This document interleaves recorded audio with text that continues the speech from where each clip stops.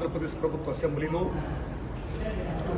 కొద్దిమంది పెద్దలు చేసిన కామెంట్స్ పై మెగాస్టార్ చిరంజీవి గారు స్పందించిన విధానం ఏమైతుందో అది సత్యం, 100% సత్యం, 100% సత్యం. అప్పుడు వైఎస్ జగన్మోహన్ రెడ్డి గారి హయాంలో ఆయన సీఎంగా ఉన్నప్పుడు, పేరు నాని గారు సినిమాటోగ్రఫీ మంత్రిగా ఉన్నప్పుడు ఇండస్ట్రీ నుంచి చిరంజీవి గారితో పాటు చాలా మందిని వారు ఆహ్వానించారు. అందులో నేను కూడా ఒకండి. చిరంజీవి గారు మాట్లాడుతూ నాడు కూడా వచ్చాడు మాతో అన్నారు. కాబట్టి చాలా మంది మీలాంటి మిత్రులు నన్ను ఈవేళ అక్కడ ఏం జరిగిందని అడుగుతున్నారు. కాబట్టి చెప్పాల్సిన బాధ్యత నాపై ఉంది. కాబట్టి నేను చెప్తున్నా, సత్యం చెప్తున్నాను మీకు.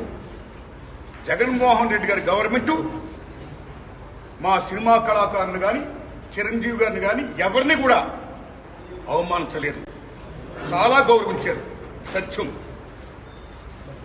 ఎందుకంటే కోవిడ్ కష్టకాలంలో సినిమా రంగం ఏమైపోద్ది అని భయోందనతో ఉన్న దశలో పరిశ్రమ పెద్దలందరూ కలిసి చిరంజీవి గారిని కలిశారు. పరిశ్రమ పెద్దగా ఆయన భావించి, ఆయన గౌరవించి నన్ను ఆహ్వానించారు. చిరంజీవి గారు స్వయంగా నాకు ఫోన్ చేశారు కూడా. అదే సంస్కారం. అప్పుడు నేను ఢిల్లీలో ఉన్నా. నారాయణమూర్తి ఇండస్ట్రీ క్లిష్ట పరిస్థితిలో ఉంది.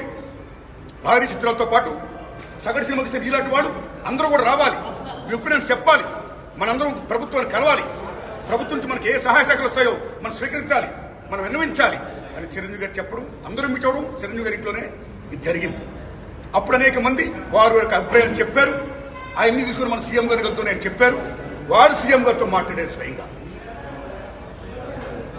అలాగే నేను కూడా పేరు నాని గారిని వెళ్ళి విజ్ఞప్తి చేశాను బందర్లో.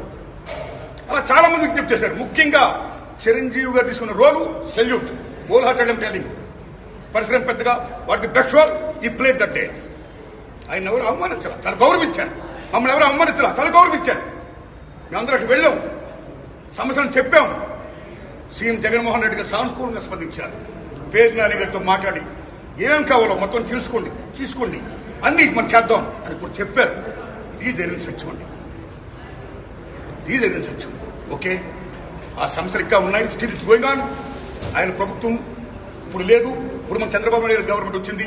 ఇప్పుడు ఈ గవర్నమెంట్ లో ఆనాడు ఎక్కడ ప్రియాంబుల్, గత గవర్నమెంట్ లో ఏ ప్రియాంబుల్ ఉందో, ఏ ప్రజలకి ఏ సమస్యలు ఉన్నాయో, ఏ ఇండస్ట్రీకి, cinema industry, anybody anything else, వాళ్ళకి ఏ సమస్యలు ఉన్నాయో అకార్డింగ్ టు ప్రియాంబుల్ గత ప్రభుత్వంలో ప్రజలు విన్నవించుకున్న విన్నపాలు ఏమైతే ఉన్నాయో ఆ విన్నపాలని ఇప్పుడు, ఆ సమస్యలు ఇప్పుడున్న ప్రభుత్వం చంద్రబాబు నాయుడు హయాంలో నెరవేర్చాలని, దానికి సినిమాటోగ్రఫీ మంత్రి గారు దుర్గేష్ గారు సహకరించాలని, మన తెలుగు ఇండస్ట్రీ వెళ్లి ఇవాళ డిప్యూటీ సీఎంగా ఉన్న పవన్ కళ్యాణ్ గారు చొరవ తీసుకోవాలని నేను విజ్ఞప్తి చేస్తూ మా సమస్యల్ని, మన పరిశ్రమ సమస్యల్ని క్లియర్ చేయాల్సిందిగా మనస్ఫూర్తిగా వారిని కోరుకుంటున్నాను.